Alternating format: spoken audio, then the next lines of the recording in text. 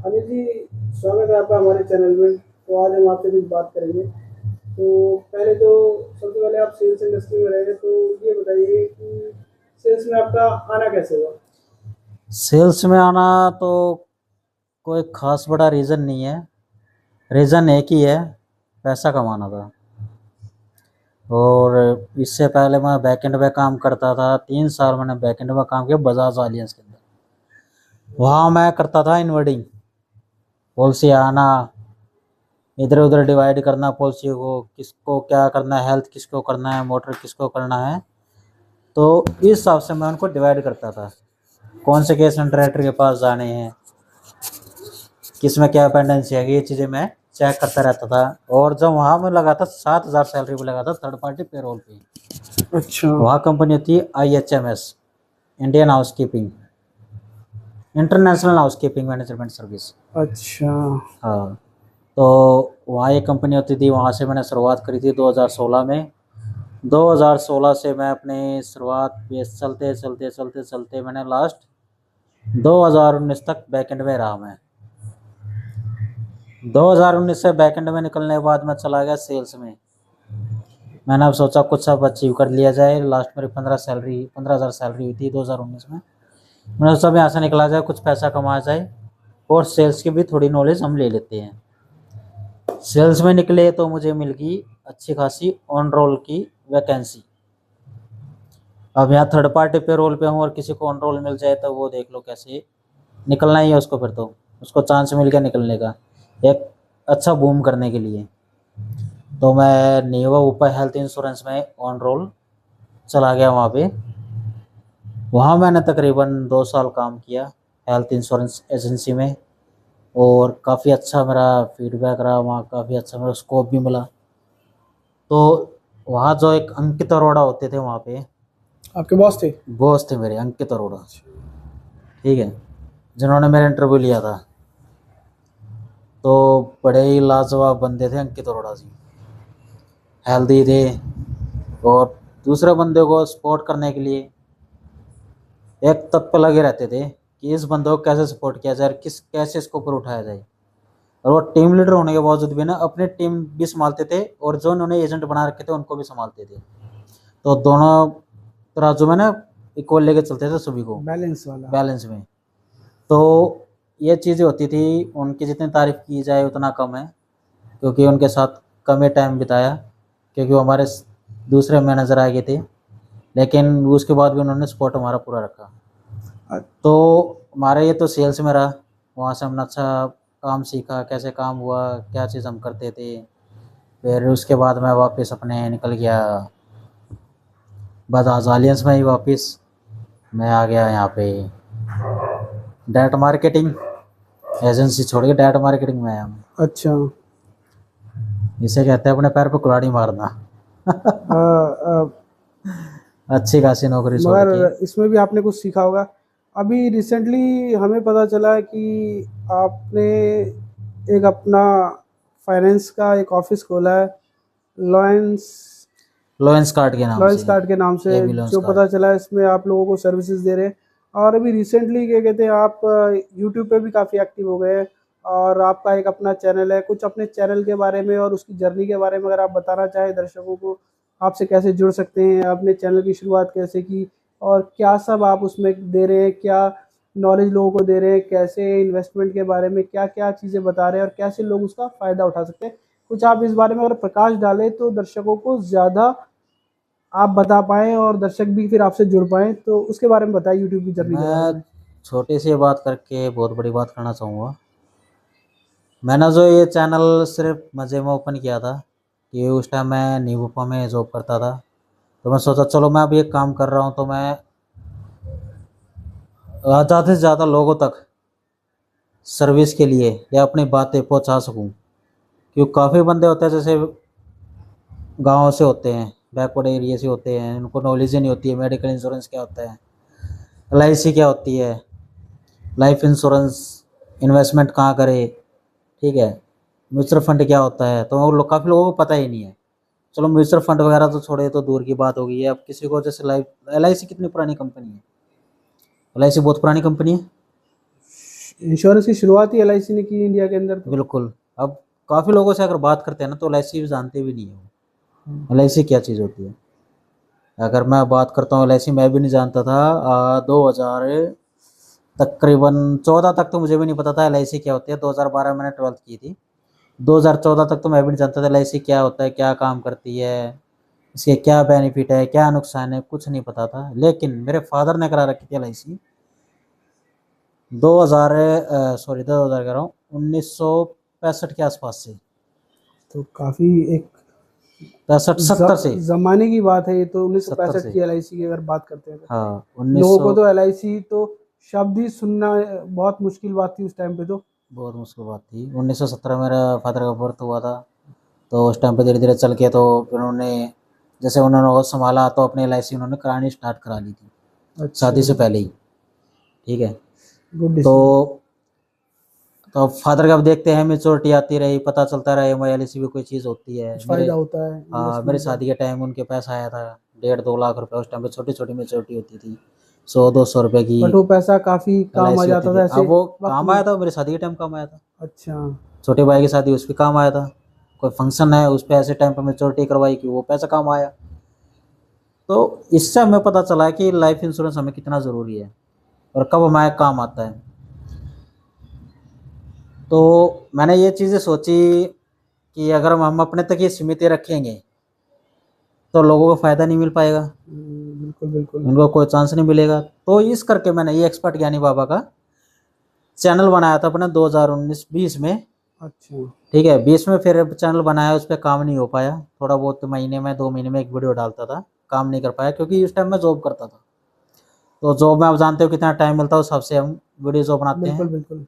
तो प्रॉपर हो नहीं पाती है। तो अब मैं 2 साल के बाद 3 साल के बाद अब दोबारा अपने चैनल को रिमूव कर रहा हूँ और कम से कम मेरे पास 2500 सब्सक्राइबर हैं। अब थोड़ा वॉच टाइम कंप्लीट होने में टाइम रह रहा है, उसको भी कंप्लीट करा लेंगे क्योंकि अब मैं उनको कंटिन्यू गाइडलाइंस दे रहा हूँ। क्योंकि जैसे मैंने मेडिकल इंश्योरेंस, किसी को मेडिकल इंश्योरेंस नहीं पता मेडिकल इंश्योरेंस क्या होता है, वो क्या काम आता है मेडिकल इंश्योरेंस। आप बीमार हो, आप समझते हो कि अब ये जाऊँगा यार हॉस्पिटल में एडमिट होऊंगा, इस लालच में बंदा इलाज नहीं करवाता क्योंकि इसमें बिल्कुल 5-10 लाख रुपए आराम से लग जाते हैं एक बार में एडमिट होने पे। बिल्कुल। बिल्कुल ठीक है, तो मेडिकल इंश्योरेंस लोग बाग इसलिए कराते हैं कि हम हॉस्पिटल में बेचिंता होके, बेनिश्चित होके हम जाएं, एडमिट होए।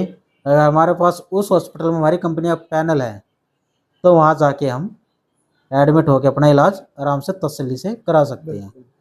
और सारा कैशलेस होता है, आपकी जेब से एक चवन्नी नहीं लगती। अगर आपने कंज्यूमर आइटम लिया है तो कंज्यूमर आइटम होता है कि जैसे इसमें आता है PP kit, gloves, syringe, cotton, इस तरह से कुछ कंज्यूमर आइटम हमारे पास होते हैं जो इसमें ऐड हमें करवाने होते हैं। लेकिन आजकल की मेडिकल पॉलिसी में तो आते ही है। बिल्कुल ठीक है, तो मेडिकल इंश्योरेंस हमारे यहाँ काम आता है कि आपकी जेब से पैसा नहीं लेगा, सारा कंपनी पे कर रही है। और उस टाइम पे आपके ऊपर क्या होता है, बर्डन नहीं पड़ता। अगर किसी का इलाज हुए तो जैसे कि मैं एग्जांपल दूँ, मेरे ताऊ के लड़के थे, उनको कैंसर था, अच्छा। Blood cancer. ठीक है, उनको उस टाइम मैंने कहा था कि उस टाइम मैं जॉब करता था तो मैंने उनको समझा था आप मेडिकल इंश्योरेंस वगैरह आप करा के रखिए, आपको बहुत चीज़ों की ज़रूरत पड़ेगी। और गवर्नमेंट नौकरी वाले थे तो इन चीज़ को अवॉइड कर दी। अवॉइड करते थे कि हमें क्या ज़रूरत है, हमारा तो सरकार देख लेगी सब कुछ, हमारा तो सरकार ही देगी सब कुछ। ठीक है, उनको बोला चलो सरकार देख लेगी तो अपनी एलआईसी करा के रखो, हाँ बिल्कुल। एलआईसी करा के रखो, किसी प्राइवेट कंपनी से लाइफ इंश्योरेंस करा के रखो, टर्म इंश्योरेंस करा के रखो। उनको ये चीज़ समझाई थी।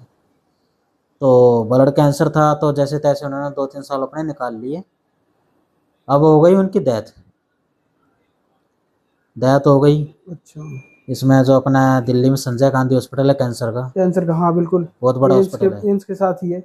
हाँ, बहुत बड़ा हॉस्पिटल है। तो वहाँ उनका कैंसर का इलाज चल रहा था।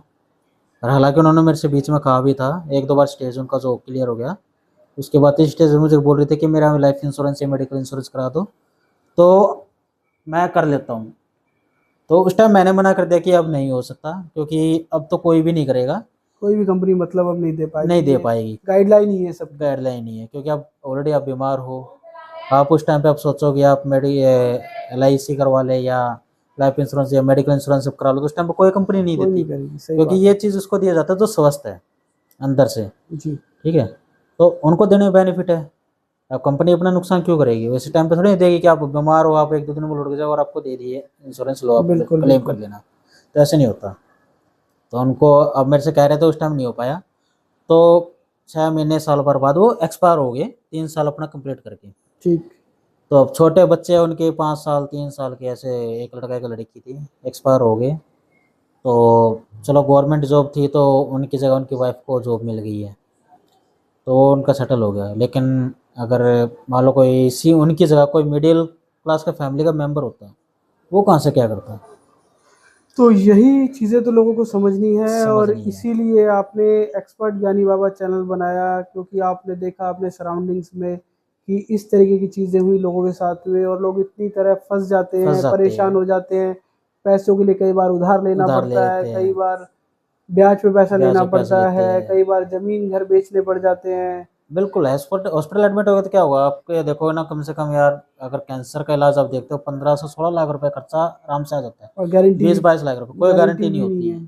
ठीक है, उस केस में क्या, अगर मिडिल क्लास की फैमिली का होगा, जिसके पास अ, होगा, मतलब जमीन वगैरह होगी, है ना, प्लाट वगैरह होंगे, तो वो तो बेच के लगा लेगा। और उससे भी बिल्कुल लो होगा जिसके पास कुछ है ही नहीं, वो पहले से ही रेंट पे रहता है, वो कहाँ से लगाएगा? वो तो लगा ही नहीं सकता। वो क्या बेचेगा? उसके पास कोई साधन नहीं है। तो उसके पास ऑप्शन एक ही रहता है भाई, जैसे तैसे कर्जा ले लो, कर्जा मिल गया तो ठीक है, नहीं मिला तो बंदा तो ऐसे ही आपका चला जाएगा बिना इलाज की। नहीं बिल्कुल। आपको मेडिसिन करा सकते, ना कुछ नहीं करा सकते। बिल्कुल, बिल्कुल है? अनिल जी, आपने सही बात बताई कि पैसे के अभाव में अक्सर हमें क्षति हो जाती है, और ऐसी क्षति जो अमानवीय है, मतलब अपना अगर आदमी ही चला गया तो फिर क्या ही बचता है क्या ही इंसान बचता, कुछ नहीं इंसान के बचता। पास में ना। आदमी अपने परिवार के लिए ही कमाता है, लगाता है, मगर वो ये नहीं समझ पाता कि अगर मैं साल में 20-25 हज़ार बचा के एक अच्छा इंश्योरेंस प्लान इंश्योरेंस ले करा लूँ, लो, तो मेरी आगे की आने वाली ज़िंदगी एक सुखद अनुभव के साथ सुख कम जाएगी, होगा। जहाँ पर मुझे कल को कोई भी परेशानी होती है, मुझे या मेरी फैमिली को, तो ट्रीटमेंट मिल जाएगा, ट्रीटमेंट मिल जाएगा, कोई ना कोई सबको सपोर्ट मिलती रहती है उसमें। सपोर्ट मिलती रहती है। और सपोर्ट ठीक के है, लिए आप लोग भी जैसा सपोर्ट कि करते हैं हम। कभी जैसे अनिल जी, जैसे मान लीजिए कि कोई है, मान लीजिए नाम है उनका रमेश जी, और उन्होंने आपसे अगर क्या कहते हैं संपर्क किया, और आपने उन्हें गाइड किया कि एक हेल्थ इंश्योरेंस अगर वो परचेज कर लेते हैं, जो भी आप कंपनी सजेस्ट करते हैं, वो कोई भी कंपनी हो सकती है। तो जब आप उनको प्लान सजेस्ट करते हैं, देते हैं, और प्लान लेने के बाद में, क्योंकि कंपनी देती है प्लान, बिल्कुल, तो आपका उसमें क्या सहयोग रहता है? हमारा सहयोग ये रहता है, हम उसको गाइड करते हैं अच्छा। आगे के लिए। कि वो काफ़ी, जैसे वो नॉलेज है, जो पढ़े लिखे हैं, उनको तो पता है कि आप कस्टमर केयर से बात करके या डायरेक्ट कंपनी में कॉन्टैक्ट करके आप कहीं ना कहीं काम करवा लेते हो। या हॉस्पिटल में एडमिट होते हो तो उनको पता होता है कि टीपी यहाँ बैठते हैं, टीपी के थ्रू आप काम करा लोगे। हम्म। लेकिन जो उनको नॉलेज ही नहीं है, वो क्या करेगा, पहले हमसे कॉन्टैक्ट करेगा। हम उनको बताएंगे, अगर हमारे नियर बाय होगा तो हम उनके पास विजिट भी कर लेते हैं, चले भी जाते हैं। ठीक है, विजिट करके हम उनका सारा काम करवा भी देते हैं। नहीं तो सिंपली हम उनसे बात करवाते हैं, हमसे कॉल पे बात कर लेते हैं, और वहाँ टीपी होता है, टीपी से बात कर लेते हैं, तो वो उनकी पॉलिसी के मैच करवा देते हैं, और वो अपना क्लेम करवा लेते हैं। कोई ज़्यादा इसमें कोई लफड़ा नहीं है। देखो, अगर कोई जेन्युइन क्लेम होगा तो जेन्युइन क्लेम आपको कोई नहीं फंसता, किसी भी कोई कंपनी का हो। अगर आप कोई फ्रॉड करते हो, या कुछ आपके अपने कोई ऐसी बीमारी कर रखी है कि मतलब जैसे कि अपना छुपा रखी है पॉलिसी लेते वक्त, तो वो तो क्लेम आपका रिजेक्ट होना ही है। आपने बिल्कुल। ड्रिंक करते हो, आपने बताया ही नहीं पॉलिसी लेते वक्त, या आपको पहले से कोई ऐसी बीमारी है आपने पॉलिसी लेते वक्त तो बताया ही नहीं, तो वो तो आपका रिजेक्ट क्लेम होना ही है। उसमें तो हम आपको कोई सपोर्ट कर ही नहीं पाएंगे। लेकिन आपका जेन्युइन क्लेम है, उसके लिए हम आपको सपोर्ट कर सकते हैं, आपके हॉस्पिटल में बात कर सकते हैं, टीपीए से बात कर सकते हैं, जहाँ तक हमारी हेल्प होगी हम उसकी हेल्प कराते रहते हैं। तो ये हमारा इसमें था मेडिकल में। और लाइफ की बात करते हैं, तो लाइफ में तो सीधा फंडा एक ही है। जैसे मैंने एग्जांपल दिया था, वो मेरे जो भाई हैं ताऊ लड़के, वो एक्सपायर हुए थे, तो उनके पास जैसे लाइफ इंश्योरेंस ही होता है, ये मिडिल क्लास को कोई बंदा होता। चलो एक एग्जांपल और देता हूँ लाइफ इंश्योरेंस का मैं।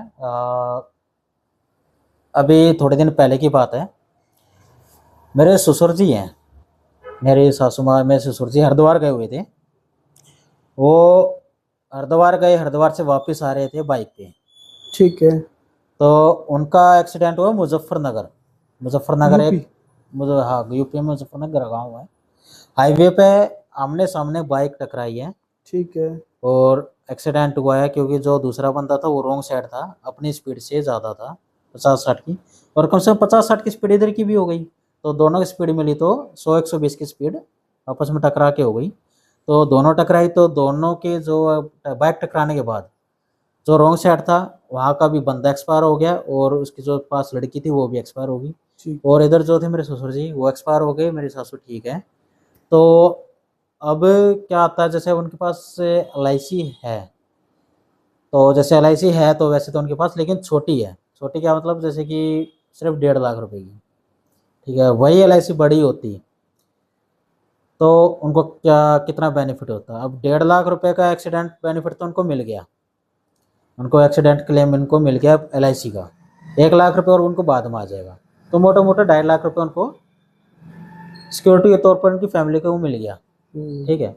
और वही पॉलिसी बड़ी होती है, एक्सीडेंटल पॉलिसी मिली होती है, उनको कितना बेनिफिट होता है। बिल्कुल। ठीक है, लाइफ इंश्योरेंस यहाँ काम आता है कि आपके पीछे से आपकी फैमिली को सेफ्टी करता है, सेफ करता है कि आपके ऊपर लोन चल रहा है, कोई कर्जदार आपको कर्जा आपने ले रखा है, या फिर बोल सकते हैं आपके छोटे बच्चे हैं उनके एजुकेशन के लिए काम आता है। तो लाइफ इंश्योरेंस अपने एजुकेशन प्लान के लिए लो, पेंशन प्लान के लिए लो, रिटायरमेंट प्लान के लिए लो। तो इस तरीके से आपके लाइफ इंश्योरेंस काम आता है। और दूसरी उनकी सबसे बड़ी गलती थी कि उन्होंने एक एक्सीडेंटल पॉलिसी जो थी, जब उन्होंने बाइक ली थी तो उस टाइम पे एक्सीडेंटल पॉलिसी उनकी उस टाइम पे जो इंश्योरेंस आती थी तो खत्म हो गई। अगर आज उनके पास वो पॉलिसी होती तो 15 लाख रुपए क्लेम होता है। लेकिन जो आजकल के लोग जो करते हैं, एक्सीडेंटल पॉलिसी नहीं लेते, 331 रुपये बचाने के चक्कर में, जो कमर्शियल गाड़ी वाले होते हैं, कमर्शियल गाड़ी वाले, या फिर आप LIC में भी लेते हैं, मेडिकल इंश्योरेंस में लेते हो, इनमें मिलता है एक्सीडेंटल पॉलिसी का कवर मिलता है। वो कुछ पैसे बचाने के चक्कर में आप एक्सीडेंटल पॉलिसी नहीं लेते। अगर वो पॉलिसी भी होती तो कम से कम 15 से 20 लाख रुपए उनको मिलता। ये सबसे बड़ा नुकसान है लोगों का, क्योंकि चंद रुपये के चक्कर में साल का सिर्फ 300-350 रुपये जो बचाने की कोशिश करते हैं और उनके साथ ये हादसा होता है, तो उनको ये भुगतना पड़ता है, उनकी फैमिली को। वो तो चले गए लेकिन उनकी फैमिली को भुगतना पड़ता है कि काश ये होता तो हम ठीक रहते। मेरे पास ऐसे बहुत सारे एग्जाम्पल है। एक चैंपियन, आप गाड़ी की बात कर लेते हैं, गाड़ी का इंश्योरेंस का, लाइफ हो गया, आपका मेडिकल हो गया, कितना ज़रूरी है कितना ज़रूरी नहीं है, गाड़ी का इंश्योरेंस आप कराते हो। मेरे पास लाइव एग्जांपल है रोनोले का।